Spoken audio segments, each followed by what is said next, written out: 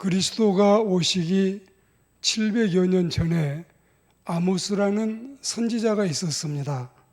그는 오늘날 현대인들조차 쉽게 깨닫지 못할 진리를 분명하게 외치고 있음이 오늘 성경에 여실히 드러나 있습니다. 아모스는 원래 전문적 선지자는 아니고 일명의 양치기였습니다. 평민으로서 자기 가축을 돌보다가 하나님께 직접 부름을 받고 호시아와 동시대에 26년여간을 선지자로 활동했습니다. 그때가 BC 810년부터 783년까지 기간입니다.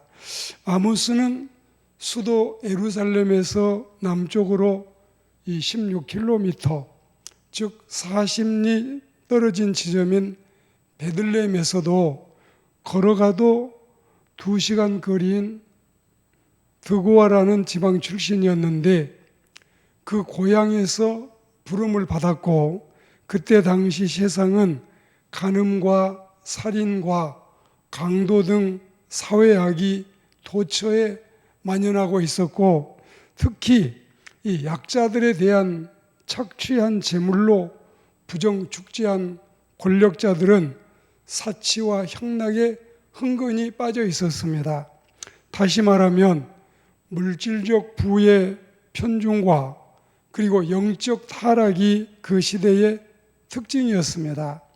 이렇게 세상이 한탄스러울 때는 누가 나와야 되겠어요? 하나님의 선지자가 당연히 나와야 되겠지요. 그래서 하나님께 소명받은 아모스가 하나님의 정의를 외치는 말씀이 오늘 말씀이라는 뜻입니다. 어떤 종교 제도가 하나님의 공의와 사회 정의를 이루지 못한다면 그것은 참 종교가 되지 못한다는 것이 아모스가 받은 하나님의 계시였습니다. 그래서 평민 출신 선지자는 이렇게 외치고 있습니다. 첫째로, 무릇 종교는 윤리적인 면, 실천적인 면이 크게 중요하다. 두 번째, 참 종교는 인간 사회의 정의를 책임져야 한다. 세 번째로, 하나님께 복을 받았으면 그에 상응한 정당한 행실이 뒤따라야 한다. 그리고 네 번째로, 특별한 은총에는 차원 높은 감당도 요구되는 법이다. 이렇게 네 가지를 외치는데, 그런데 이 시대가 조목조목 그렇지를 못한 것입니다. 사회 권력은 타락했고 썩고 병들었는데 종교 지도자들은 자신들의 기득권을 지키려고 묵인하고 방조하고 때로는 공조하기까지 하면서 정의를 위한 고난을 싫어하니 이를 어찌하면 좋습니까? 마치 이런 당대 제사장과 바리새인 사두개파를 책망하신 예수님처럼 아모스 선지자도 형식화된 기존 종교 세력에 대해서 단호하게 회개를 촉구하고 있습니다. 그 중에도 이 아모스서 5장, 6장은 아모스 예가 슬픔의 노래입니다. 회개를 촉구합니다. 그리고 말씀 속에서 그 시대상을 강력하게 드러내는데 지금 우리 시대의 죄악상을 보는 것과 버금가는 실정입니다. 하나님은 책망하고 끝내는 분이 아니시고 반드시 책망 후에는 회개하고 돌아와서 다시 살 길도 제시하고 계십니다. 첫째로, 우상을 버리고 하나님께로 돌아와서 하나님을 찾아야 된다. 지금 이들은 엎드러졌습니다. 스스로는 다시 일어날 수도 없을 만큼 철저히 땅바닥에 엎드러졌습니다. 사람은 일으킬 자도 없습니다. 허물이 많고 죄가 중하다는 의미입니다. 그래서 백성이 많이 죽게 되고 10분의 1만 남을 거다. 그래서 천에 백이 남고 백에 열이 남는다는 끔찍하고 무서운 심판의 말씀이 선포됩니다. 모든 사람이 광장에서 울게 될 거다. 모든 거리에서 통곡할 거다. 농부를 불러다가 애곡할 거고 울음꾼을 불러다가 곡을 할 거다. 모든 포도원에서 울 거다. 여하튼 이 말씀이 어마무시한 하나님의 선언이었습니다. 그리고 19절에는 마치 사자를 피하다가 곰을 만나거나 손을 벽에 댔다가 뱀을 만나 물림 같을 거라고 하셨지요. 이런 긴박한 상황에도 하나님을 찾으면 살 수 있다는 희망의 메시지가 담겨 있습니다. 우리 하나님이 바로 이런 하나님이시지요. 여기 하나님을 찾으라고 하는 말씀은 전심으로 온 마음으로 찾으라는 뜻인 것입니다. 우리 인간은 하나님을 만날 만한 때에 찾아야 됩니다. 가까이 계실 때에 그를 불러야 됩니다. 기회 있을 때 아직 하나님의 재앙과 징계와 심판이 내리기 전에 우리는 하나님을 찾아야만 하는 것입니다. 그리고 하나님을 간절히 찾으면 하나님을 못 만날 이유가 없고 또 당연히 사랑도 받게 됩니다. 그러나 세상은 왜 이러는지 하나님을 찾지를 않습니다. 찾을 생각도 안 하고 세상에 헛된 것만 찾아다니고 있으니 한심하기 이를 데 없습니다. 이 윌리엄 피터의 말에 의하면 어떤 아이가 길을 가다가 우연히 돈 5달러짜리를 주운 적이 있었대요. 그 아이가 이 5달러를 주고 나서 그 재미에 그 후로부터는 혹시 또 돈이 떨어지지 않았나, 혹시 또 내가 죽을 게 없는가, 그러면서 죽을 때까지 길에 다닐 때 항상 목을 구부리고 땅을 내려다보면서 다녔다고 합니다. 그 후에 소득은 어떠했을까요? 소년 때 이 5달러 준 이후에 평생을 지나고 이제 그가 이 소득한 것을 모아서 살펴보니까 단추 29,516개를 줍게 됐고 바늘 54,172개를 줍게 됐고 돈은 그때 5달러 이외에는 단돈 12센트밖에 줍지 못했다는 이런 결과가 나왔습니다. 그리고 그의 체격은 구부러지고 평생을 인색한 성질로 살았다고 합니다. 이 세상 사람들은 이렇게 물질을 탐해서 밤낮으로 그것을 찾느라 진땀을 흘리며 돌아다니고 얻은 소득이래야 고작 쥐염 열매 행복밖에 달리 무엇이 그를 기다리고 있겠습니까? 베델, 길갈, 부엘셰바, 오늘 성경에 나와 있는 이 지역들은 다 가지 말라고 했는데 이 지역이 모두가 우상 숭배하는 지역들입니다. 이렇게 하나님을 찾는데 방해되거나 반대가 되는 방법을 다 버리고 하나님을 찾아야 됩니다. 그래야 우리 인생은 살 길이 열리는 법입니다. 욥기 8장 5절 이하의 말씀에 보시면 너가 만일 하나님을 찾으며 전능하신 이에게 간구하고 또 청결하고 정직하면 반드시 너를 돌아보시고 내 의로운 저소를 평안하게 하실 것이라 이렇게 하셨지요. 그리고 히브리서 11장 6절에도 하나님은 자기를 찾는 자들에게 상 주시는 분이심을 믿어야 한다고 말씀을 했습니다.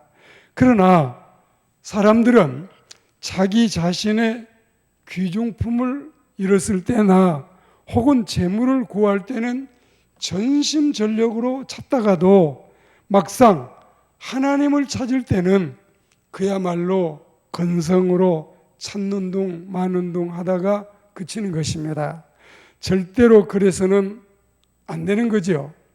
신앙생활도 성심으로 물질을 찾는 것보다 오히려 10배는 더 해야만 마땅한 겁니다. 이 민족이 살 길은 먼저 하나님을 찾는 길입니다. 서울 시민도 마찬가지예요. 우상 앞으로 가지 말고 공산당과 규합하지 말고 쾌락의 곁으로도 가지 말며 권력에도 아첨하지 말며 죄악의 길로도 가지 말며 선지와 사도와 성경을 따라서 하나님을 찾아야만 하는 것입니다. 그리고 두 번째로 이 외식과 악행을 철저히 회개해야 되는 것입니다. 오늘 성경 말씀에 이르기를 하나님께서 얼마나 위선적인 예배를 불유쾌하게 여기시고 그들의 악행을 노여워하시는가를 확연히 보여주고 계십니다. 하나님께서는 그것들을 받으시기는커녕 가증히 여기시는 겁니다. 그들은 하나님의 절기를 미워하며 멸시했습니다. 그러니까 그러면서 형식적으로 하다니 하나님도 그들을 경멸하신 겁니다. 하나님은 타락한 신자들이 드리는 예배와 헌금을 싫어하실 뿐만 아니라 도리어 하나님에 대한 모욕과 도발로 여기셨습니다. 무서운 일이지요. 땡초 중 같은 목회자들은 인간의 속셈으로 반길지 몰라도 하나님의 본뜻과 성경을 벗어나서 하는 종교 행사들은 정말 하나님과는 거리가 먼 것들입니다. 신명기 23장 말씀 속에 보면 개 같은 자의 번 돈, 또 개 같은 자의 소득, 창기의 번 돈, 창기의 소득, 이것들이 다 하나님 앞에 가증하다고 말씀했습니다. 이런 것들은 당연히 하나님이 가증히 여기고 싫어하시는 것이지요. 위선보다도 밉살스러운 것이 없고 가식보다 비열한 것도 없습니다. 이 백성이 입술로는 나를 존경하나 그 마음은 내게서 멀고 또 나를 헛되이 경배하는 짓이라. 하나님이 역겨워하십니다. 하나님은 그런 걸 연락하시지도 않고 거들떠 보지도 않으십니다. 절기가 무엇이며 대체 성회는 무슨 짓거리들이냐? 번제나 소제를 드려보아라. 내가 받기나 하는가? 살찐 희생제도 내가 눈여겨보지도 않을 것이라. 너희 독경소리, 너희 노래소리, 너희 기도소리 제발 좀 듣기 싫으니 그쳐라. 너희 악기 연주도 이제는 신물이 난다. 내가 듣나 봐라. 죄가 화음을 이루고 악이 심포니를 연주할 때 하나님의 귀에는 이런 것들이 예배 행위로 보이기는커녕 심한 구토를 일으킬 만큼 거슬리기 때문에 하나님은 이를 싫어하신다고 말씀하십니다. 그러면 대체 이들의 죄악과 이들의 외식이 어떤 것이었는지 오늘 여러분 이 아모스 5장 가운데 7절에 보시면 정의를 쓴쑥으로 바꾸고 공의를 땅에 던지는 죄다. 10절에 보시면 책망하는 자를 미워하며 정직히 말하는 자를 싫어하는 죄다. 선지자들을 이 비토하는 이 모습들. 그리고 11절에 보면 힘없는 자를 짓밟고 부당한 세금을 징수하는 것이 죄다. 12절에는 의인을 학대하고 뇌물을 받고 가난한 자들을 억울하게 한 것이 너희들의 죄다. 자, 이를 다시 요약해 보면 신행 일치의 모습이 없다는 것입니다. 하나님께서 왜 예배를 싫어하시겠습니까? 당연히 예배를 좋아하시지요. 그러나 싫어하실 리가 만무함에도 불구하고 하나님이 그 예배를 싫어하신다면 그것은 도덕적인 의무와 하나님의 말씀에 대한 실천이 없이 드려지는 가식적인 예배이기 때문에 그러한 것입니다. 하나님은 깊은 중심에서 사랑하고 이웃을 선대하는 것을 좋아하십니다. 모든 번제와 낙헌제와 희생 제물보다도 이것을 더 낫다고 귀하게 여기고 계십니다. 자, 좀 지난 얘기는 하는데 그 전에 여러분 이 박종철 군 고문 사건의 담당자, 우리가 보면은 황경희, 이경장 이런 사람들, 성고문의 문경장, 범양상선의 박 회장, 종군당 사건의 유 회장, 그리고 부산 형제복지원의 박 원장, 이런 모든 사람들이 교회에서는 목회자요, 장로요, 집사였으니 부끄러운 일이 아니겠습니까?